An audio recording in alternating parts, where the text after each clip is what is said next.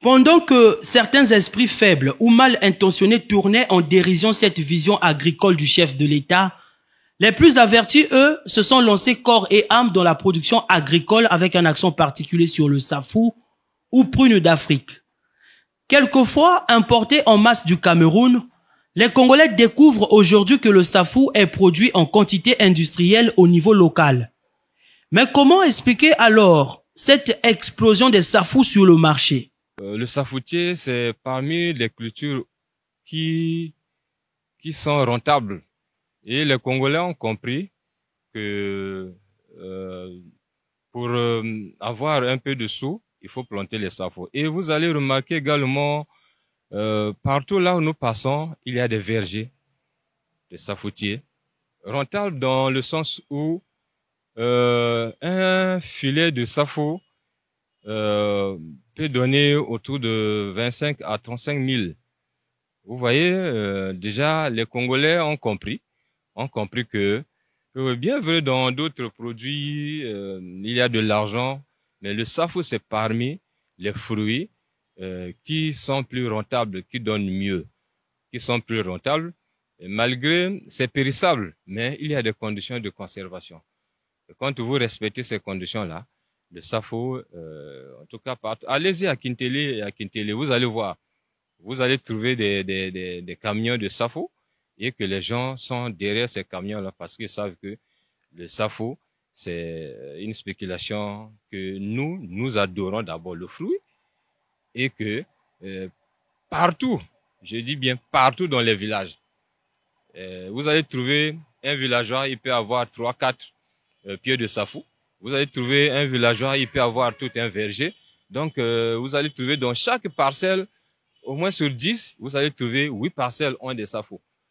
Le safou, vous pouvez trouver même 6-7 variétés.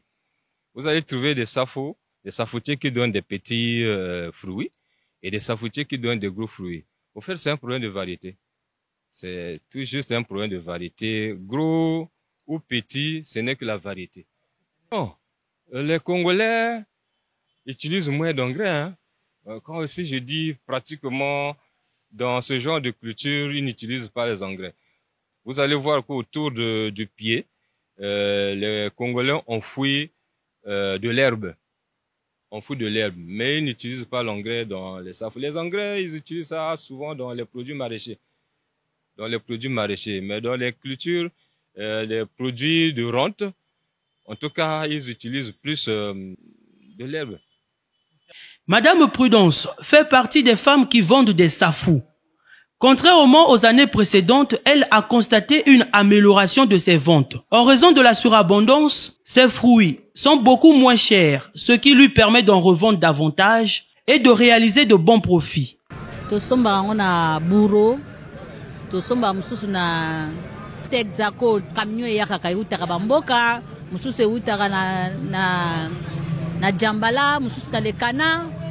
Mususu na mnyonzi na nzela le poule et yakaka o eto na kosomba boye ni uta na le poule o uta na nani ni to somba na mikalu e uta jambala le kana ni wana biso to kenda kosomba na ba filet mais quand même na noyo ba safo bimi belé et vraiment bimi belé vraiment to sepelin ane oyo. Les tozo somba quand même moi bénéfice et zo monan. Ne ba ne oya sima wana liboso ya laki moi cher mais quand même année oyo eza ozo même moi 18 000 euros na filet. Très apprécié. Le safou est consommé comme légume sous forme bouillie ou grillée. Quand on grille les safous et qu'on met du sel, en tout cas c'est vraiment bon, très très bon en fait. On peut manger les safou avec le pain, le manioc, le foufou. Il y en a d'autres qui mangent avec les tubercules. On va d'abord féliciter les villageois, ceux qui sont au village, qui ont fait les cultivateurs si vous voulez. Donc coup de chapeau à eux puisqu'ils fournissent vraiment une quantité importante pour que nous, population du Congo, pourquoi pas de Brazzaville en particulier, que nous soyons bien nourris. Le safou vraiment va avec beaucoup de l'autre là de recettes. Le safou, quand vous le prenez avec le bouillon, si vous voulez, quand vous avez fait un bon bouillon de nzombo, un bon bouillon de nzombo, un bon bouillon de moseka, pourquoi pas, tout ça là, mais quand tu l'accompagnes, vraiment, vous êtes à l'aise. C'est vraiment appétissant, si vous voulez. Qu'est-ce que je peux encore dire? Vraiment, le safou, c'est un fruit bien. Comme on dit, le safou. Goûtez la banane, la mandarine, le safou. Il y a bien des restations. C'est les fruits de mon pays. Hein? Aujourd'hui, ce plaisir-là, vous l'avez dans l'assiette à bas prix. Mais oui, mais le safou, actuellement même à 100 fois, tu en trouves. Hein? À 100 fois, tu en trouves. À 250, tu en trouves. Vous aurez des safous, des gros safous.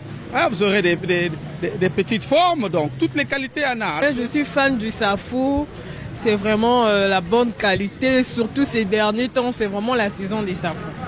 Avec 250, tu peux avoir 10 safous de la bonne qualité. Et tu sens qu'il y a vraiment du beurre. De son nom scientifique Dacryodes edulis, le safoutier se distingue par ses fruits ovales de couleur violet, bleu, vert foncé, etc. En plus de son goût délicieux, acidulé et crémeux, le safou est riche en nutriments, contenant des acides gras essentiels, des minéraux comme le cuivre, le magnésium et le potassium, ainsi que de la vitamine C. Ça a même beaucoup de vertus dans la santé des humains. Par exemple, ça soigne les yeux. Ça soigne, oui, les safous. Oui, ça soigne les yeux. Même ses feuilles aussi. Ça soigne les yeux. Ça soigne la vue, disons, en général.